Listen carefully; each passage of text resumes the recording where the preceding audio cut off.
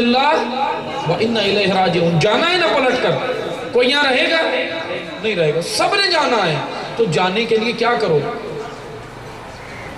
سب سے پہلے تیاری کرو۔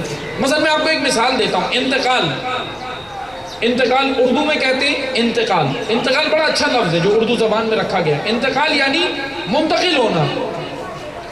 یہ جو ہم مرحوم کا انتقال ہوتا ہے، کسی کا بھی انتقال ہوتا ہے، یہ کہاں جاتا ہے؟ بدن جاتا ہے مٹی کی لحد میں، چونکہ یہ مادی وجود ہے، مادی وجود وہیں جائے گا جہاں سے بنا ہے، وہ وہاں گیا۔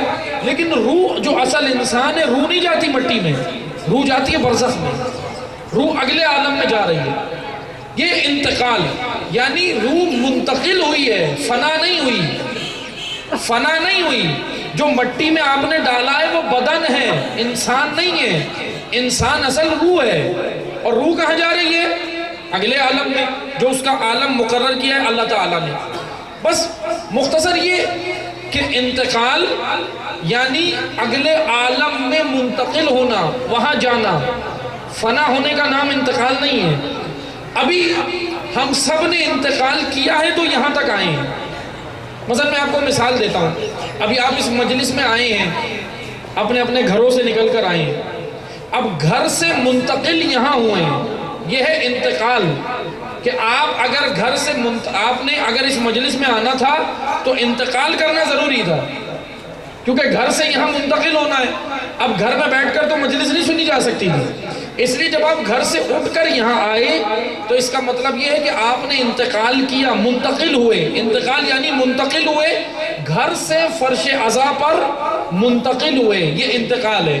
اب اسی طرح انسان جو اس دنیا سے جاتا ہے، یہ پہلا انتقال نہیں ہے، اس سے پہلے ایک اور انتقال ہے، اور وہ ہے ایک عالم ہے جس کا ذکر قرآن کریم نے کیا، اور وہ عالم ہے شکم مادر، جہاں پر 9 مہینے انسان رہتا ہے۔ 9 مہینے یہ بنتا ہے، رہتا ہے، اس کا بدنی وجود تشکیل پاتا ہے۔ اب اس عالم سے کیا ہوتا ہے؟ 9 مہینے بعد یہ اس دنیا میں آتا ہے، جب مکمل ایک انسان ہوتا ہے۔ آپ توجہ کریں، پہلا کام کیا ہوتا ہے؟ میں یہ سارا اس لیے میں نے مثلا یہ ساری تمہید باندھی ہے تاکہ ایک نقطہ صرف دوں، اِنَّ لِلَّهِ وَإِنَّا إِلَيْهِ رَاجِعُونَ کی تفسیر میں اس کی وضاحت کرنی ہے۔ اب کیا ہوا؟ 9 مہینے بعد یہ بچہ بن گیا شکم مادر میں، اب یہ دنیا میں آئے گا، ولادت ہوگی۔ اب ولادت کے وقت پہلا کام کیا ہوتا ہے؟ جب کوئی بھی پیدا ہوتا ہے، انسان دنیا میں آتا ہے، تو پہلا کام یہ ہوتا ہے کہ اس کی ناف ماں کی ناف سے جڑی ہوتی ہے۔ کیا کیا جاتا ہے؟ پہلے ڈاکٹر اس کی ناف کو کاٹتے ہیں۔ ناف کاٹنا ضروری ہے، اگر ناف نہیں کاٹیں گے ماں بھی مر سکتی ہے، بچہ بھی مر سکتا ہے۔ یہ ناف کاٹنا ضروری ہے ولادت کے وقت۔ ناف اس بات کی علامت ہے، ناف اس بات کی علامت ہے کہ ناف رابطہ ہے اس عالم کا اس عالم سے۔ شکم مادر ایک عالم ہے، اس دنیا میں ہماری ولادت ہوئی، یہ دوسرا عالم۔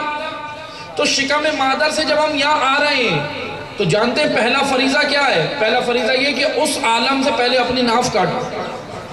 اگر ناف نہیں کاٹی تو یہاں پر زندہ نہیں رہ سکتے، مر جاؤ گے، ہلاک ہو جاؤ گے۔ اس لیے ناف کاٹنا ضروری ہے۔ بس عزیزان محترم، مومن کون ہے؟ امیر المومنین کہتے ہیں ہمارا مومن وہ ہے جو موت کے اشتیاق میں ہوتا ہے، جو موت کو ڈھونڈتا ہے، موت اسے نہیں ڈھونڈتی۔ اور پھر یہ ہوتا کیسے؟ جب وہ اپنی ناف دنیا سے کاٹے۔ ابھی ہماری ناف جانتے ہیں کیا کیا ہے؟ مال ایک ناف ہے، اولاد کی محبت دوسری ناف ہے، گھر کی محبت تیسری ناف ہے، حب مال، حب دنیا، حب ریاست، حب منصب، حب عہدہ، یہ جتنی بھی محبتیں دنیا کی ہمارے دل میں بس گئی ہیں، یہ اتنی بڑی نافیں ہیں کہ مومن وہ ہے جو ان کو کاٹ کر بیٹھے۔ اور جب مومن کاٹ کر بیٹھتا ہے اور حضرت اسرائیل آتے ہیں تو یہ چلا جاتا ہے، تکلیف نہیں ہوتی۔ لیکن جو جڑا ہوا ہو، نافیں اتنی جڑی ہو، تو پھر اسرائیل اور ملک الموت آ کر کاٹتے ہیں اس کی ناف۔ لیکن آپ امیر المومنین کیا کہہ رہے ہیں؟ مومن کون ہے؟ وَهَاجَرَ طَائِعًا، جو مہاجر اللہ ہے، اللہ کی جانب ہجرت کرنے والا ہے۔ اس کی ناف دنیا سے نہیں جڑی ہوئی، دنیا میں رہتا ہے لیکن دنیا میں اپنی ضرورت کو پورا کر رہا ہے. کتنی ضرورت؟ جو اس کا حق بنتا ہے، جتنی اس کو اللہ تعالیٰ نے. ایک بار درود پڑھیں محمد.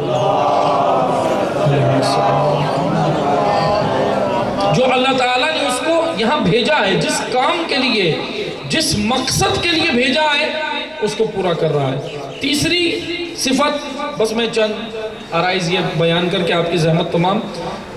پہلی صفت کیا بیان کی تشیع کی امیر المومنین نے؟ فَلَقَدْ أَسْلَمَ رَاغِبًا، اسلام کی جانب آؤ رغبت کی وجہ سے. رغبت سے آؤ، لالچ میں نہیں. راہ خدا میں کام کرنا ہے. مثلا ہم سب سے پہلے معذرت کے ساتھ حقیقت ہے، راہ خدا میں جیسے کہیں کہ بھائی اللہ کے دین کے لیے کام کرو، تو کہتے ہیں سب سے پہلے بتاؤ مجھے ملے گا کیا؟ یہ سودا کرتے ہیں نا، ملے گا کیا؟ میں مر جاؤں گا، میں شہید ہو جاؤں گا، میرے بیوی بچوں کو کیا ملے گا؟ آپ یہاں کیا امید لگا رہے ہو؟ جس کی راہ میں شہید ہو رہے ہو وہ رازق ہے، وہ بھوکا رہنے دے گا. جس کی راہ میں نکلے اس پہ ایمان نہیں ہے. یہ ہم کرتے ہیں ایسی باتیں جو ایمان نہیں، اصل میں ایمان نہیں ہے، راہ خدا پر ایمان نہیں ہے. مثلا یا پھر اگر اللہ کی راہ میں جب کام کرنے نکلتے ہیں تو کہتے ہیں میں اکیلا ہوں، میرے ساتھ کوئی نہیں ہے. جملے ہوتے ہیں نا، کیا کہتے ہیں؟ میں اکیلا ہوں، میرے ساتھ کوئی نہیں ہے. سب سے بڑا احمق آدمی یہی ہے جو کہتا ہے میں اکیلا ہوں. کیوں؟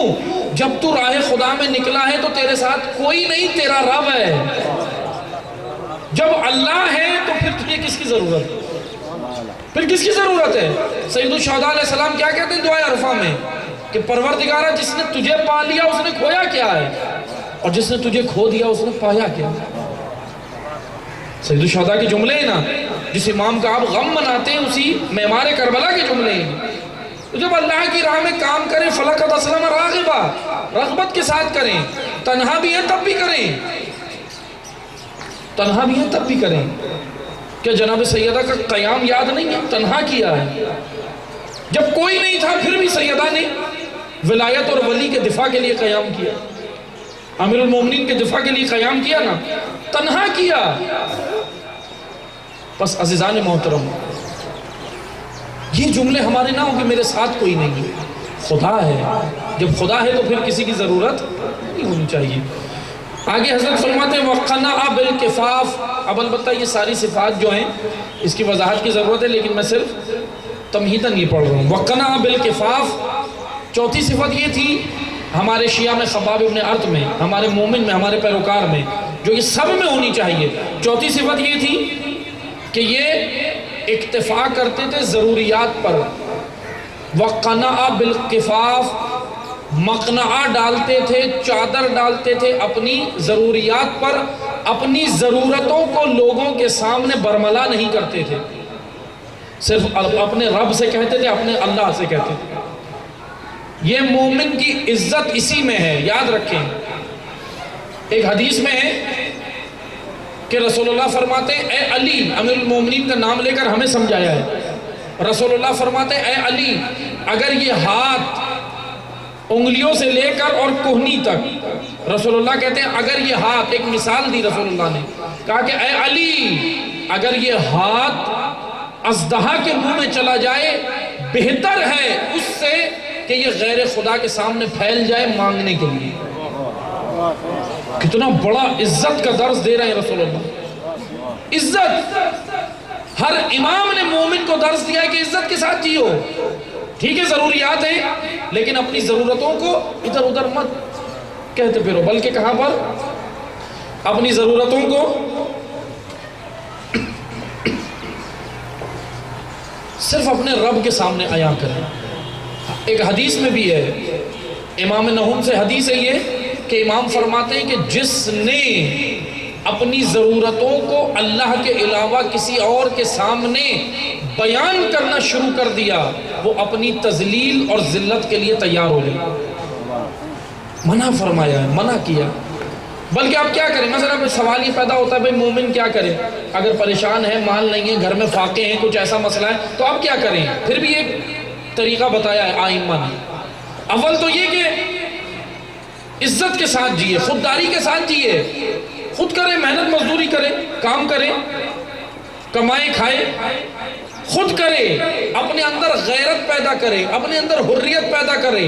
اپنے اندر عفت پیدا کرے، دوسروں کے سامنے ہاتھ نہ پھیلائے، اول حکم یہ ہے۔ لیکن پھر علی علیہ السلام کہتے ہیں اگر ایسا وقت آ جائے مومن پر کہ بہت ہی زیادہ مسائل ہوں، مالی تنگی ہے، بہت ہی مسائل ہیں، تو پھر امام نے کہا کہ سن اے مومن، پھر کسی کریم کے سے مانگنا، کسی لئیم سے نہ مانگنا۔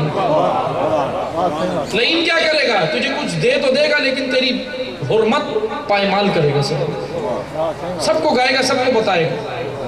مثلا اب بعض لوگ ہوتے ہیں وہ کیا کرتے ہیں دے تو دیتے ہیں لیکن وہ ایسے نہیں گاتے، سب میں نہیں بتاتے، ایسے چوراہوں پہ بیٹھ کے نہیں بتاتے، لیکن جب کوئی بات ہو رہی ہو آپس میں بیٹھے ہوں، یہ بھی ایک لئیم کی صفت ہے کہ آپس میں بیٹھے ہو، بات ہو رہی ہو کہ جی فلاں دن بات کچھ اور ہو رہی ہے، موضوع کچھ اور ہے، وہ کرتے کرتے بات لے گا، اچھا وہ دن جس دن میں نے تمہیں 2000 روپے دیے تھے، یہ لئیم ہے جس نے برملا کر دیا۔ یہ راز اگر کسی کی مدد کر رہے ہو، صاحبان متدین مومنین یاد رکھیں، جو متدین ہیں اللہ نے جن کو توفیق دی ہے، جن کے پاس ہے الحمدللہ، وہ اگر کر رہے ہیں تو کم از کم دوسرے ہاتھ کو بھی نہ پتہ چلے، آپ ایک ہاتھ سے دو، دوسرے ہاتھ کو پتہ نہ چلے۔ اس طریقے سے یہ حرمت سب سے بڑھ کر آپ کا مال، آپ کی اولاد، سب سے بڑھ کر جس کا خیال آپ نے رکھنا ہے وہ ہے مومن کی حرمت۔ رسول اللہ فرماتے ہیں مومن کی حرمت کعبے سے بڑھ کر مومن کا احترام، کعبے سے بڑھ کر مومن کا احترام رکھا ہے، اس لیے مومن کی بے حرمتی نہ ہو، آپس میں ایک دوسرے کی بے حرمتیاں مت کریں۔ نقص سب میں، برائی سب میں، کون ہے 100% بالکل سپیریئر ہو؟ ہے کوئی؟ معصوم کے علاوہ کوئی نہیں ہے جو بالکل 100% سپیریئر ہو۔ پھر نقائص تو سب میں، لیکن وہ مکھی نہ بنے جو زخم پہ بیٹھتی ہے، جو صرف جس کو زخم پہ بیٹھتی ہے پورا بہترین بدن چھوڑ کر زخم پہ بیٹھتی ہے، ہم وہ مکھی نہ بنے، ہم وہ نہ بنے۔ کبھی امام نے کہا کہ وہ بدن میں زخم پہ بیٹھتی ہے، کبھی امام نے کہا کہ کچرے پہ بیٹھتی ہے، تو مکھی صفت نہ بنے بلکہ اعلیٰ ظرف بنے، قبول کریں، اعلیٰ ظرف بنے، ایسے نہ ہونے بس جی اس میں نقائص ہے تو اس کا کام نہیں ہو سکتا۔ آپ دیکھیں رسول اللہ نے جتنا بھی خام مال تھا، یعنی جتنے بھی عرب کے اندر جس معاشرے میں رسول اللہ آئے تھے وہ معاشرہ کیا تھا؟ بالکل بیکار معاشرہ تھا، اس کو رسول اللہ نے امت بنا دی۔ ہم یہ کہا کہ چھوڑ دیتے نا جی فلاں تو یہ اس کو چھوڑو، اس کو تو ہدایت ہو ہی نہیں سکتی، ہم اسٹیمپ لگا دیتے ہیں خود۔ بعض ہیں ماشاءاللہ ایسے انقلابی جوانوں اسٹیمپ لگا دیتے ہیں کہ بس بھائی اس کی تو ہدایت بند ہو گئی۔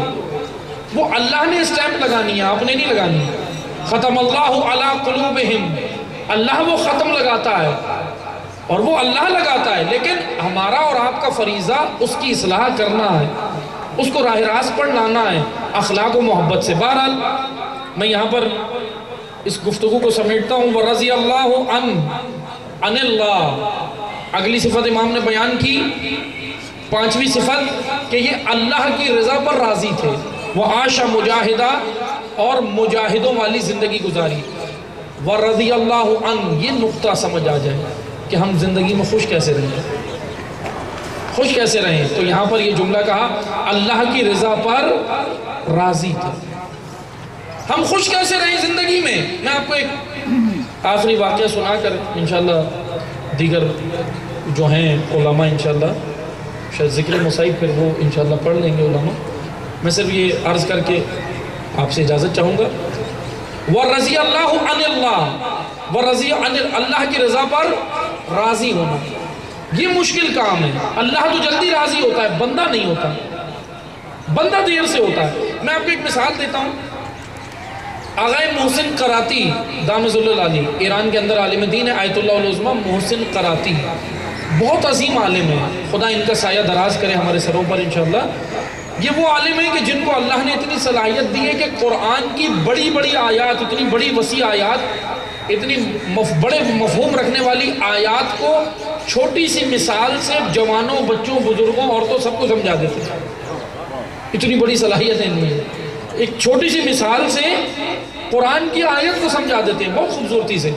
تو آیت اللہ محسن قراتی سے لوگوں نے پوچھا، سوال کیا ایسے ہی آغا سے درس کے بعد، کہا کہ آغا محترم یہ بتائیے کہ انسان زندگی میں خوش کیسے رہے؟ کیا خوبصورت فارمولہ دیا، بس آپ یہ فارمولہ لے لیں کہ انسان زندگی میں خوش کیسے رہے۔ تو آغا قراتی نے کہا کہ سنو، اچھے اور برے حالات کا اثر لینا چھوڑ دو، خوش رہو، خوش رہو گے۔ کبھی اچھے بھی حالات ہیں انسان کے اوپر، کبھی برے بھی ہیں، کبھی مال ہے کبھی مال نہیں ہے، کبھی اولاد ہے کبھی اولاد چلی جائے گی، کبھی اچھے حالات ہیں کبھی نہیں ہے، کبھی اچھی زندگی گزار رہا ہے کبھی تنگ دستی میں گزار رہا ہے۔ تو انہوں نے کہا کہ یہ حالات اثر نہ لو، اپنے ذہن پہ اثر نہ لو، اچھے حالات کا بھی اثر نہ لو، برے کا بھی نہ لو۔ میں آپ کو ایک مثال دیتا ہوں، بہت سادہ سی مثال ہے۔